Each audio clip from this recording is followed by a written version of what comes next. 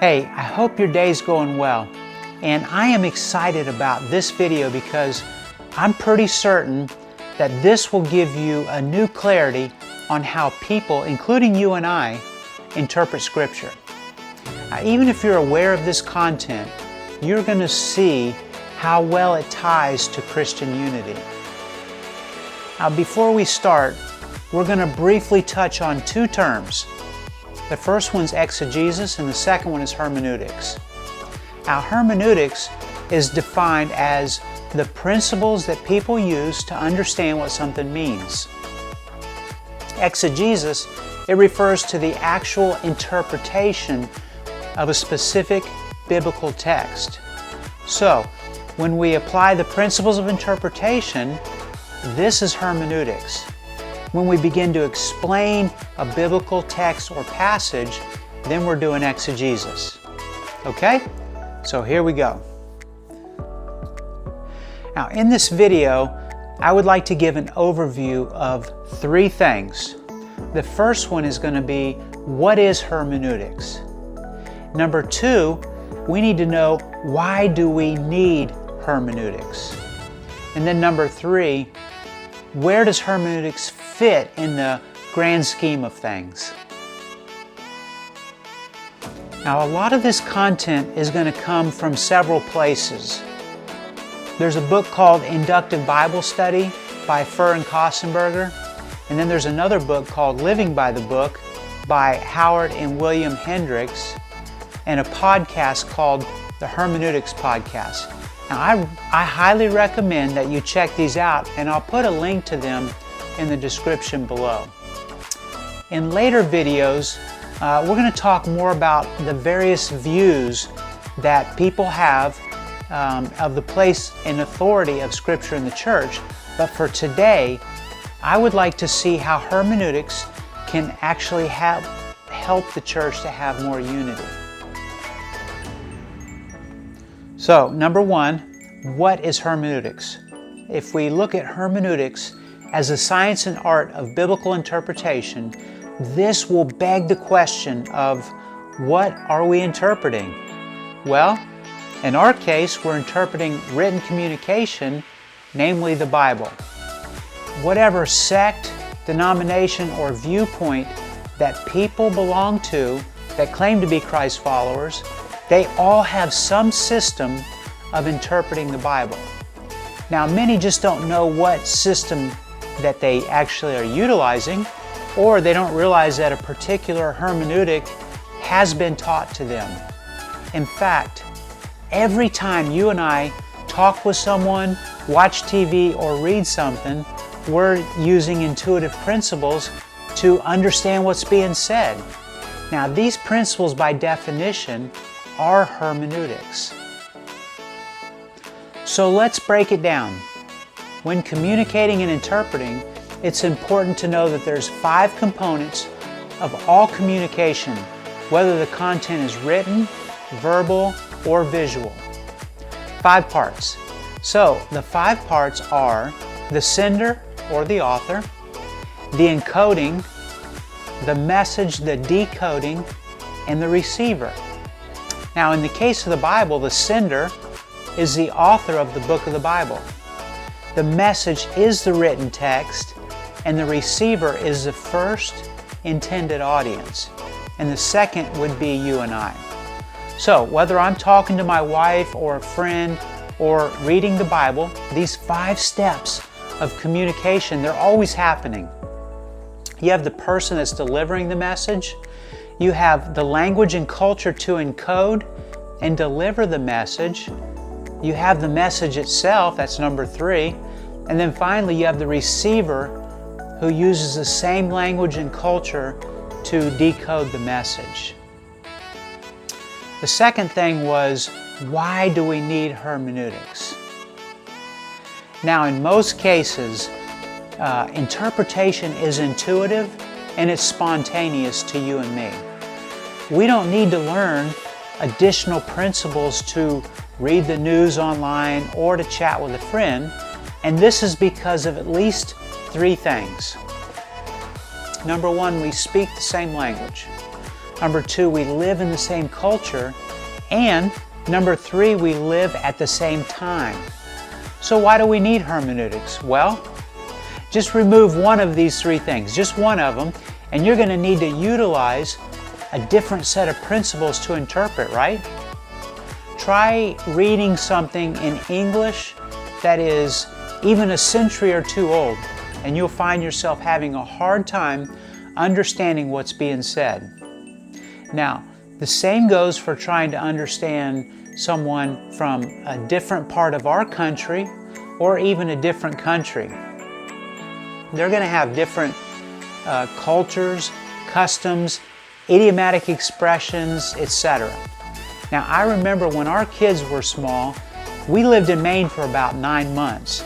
And there were times, I promise you, when I literally could not understand some of the old-timey lobstermen. Finally, we're completely lost if a speaker doesn't speak our language. Now, these things are what scholars call noise.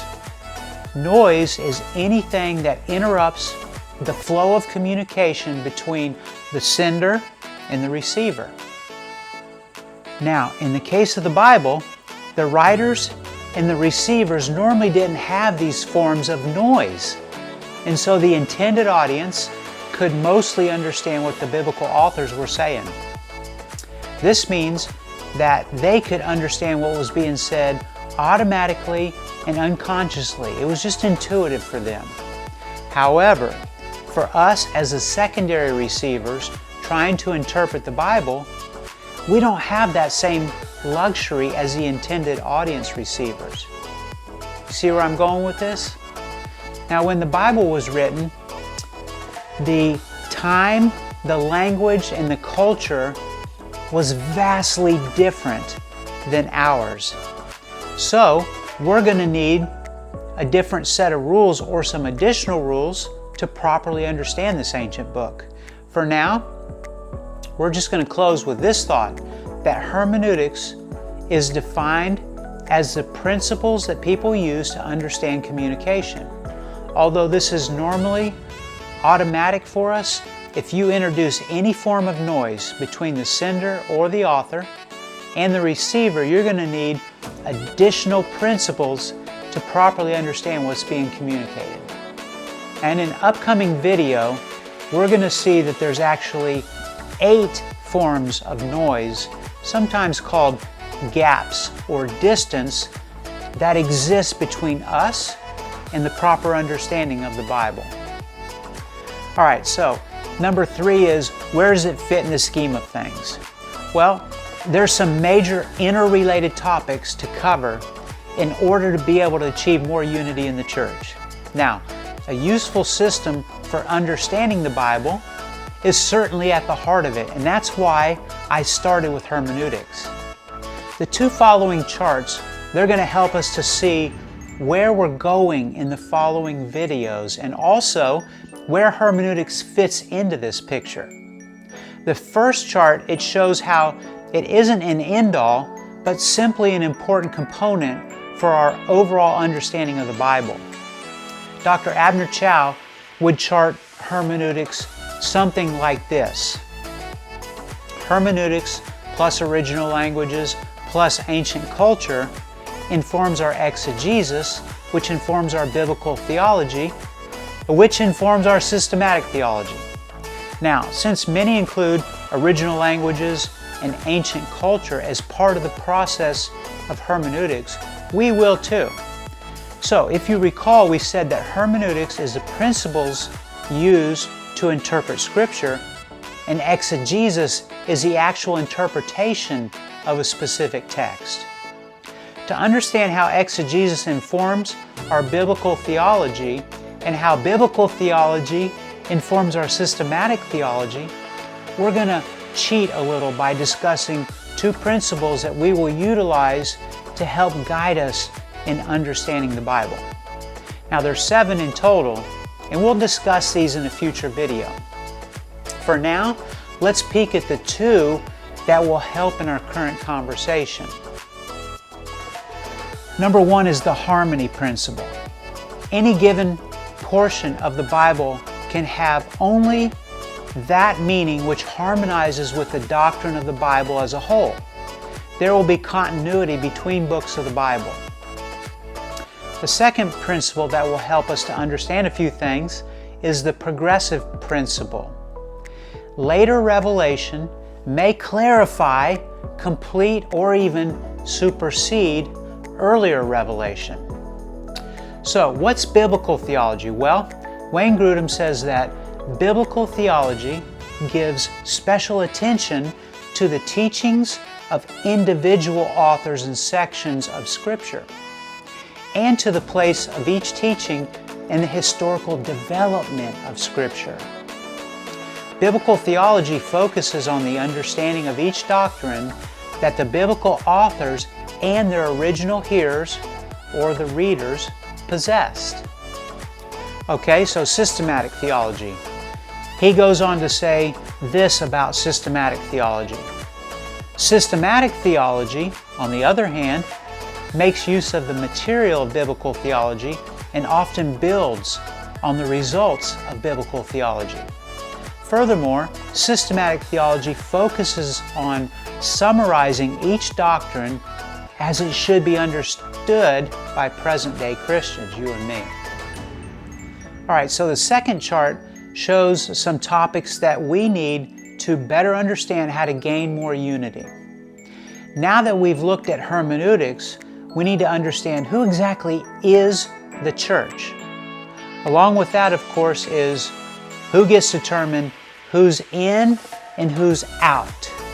Now, this is very important to our conversation about unity, right? So there's those who would like to be kind of the gatekeepers and are quick to call anyone who doesn't think just like them a heretic. I've been there. Well, guess what? This has been happening all throughout church history.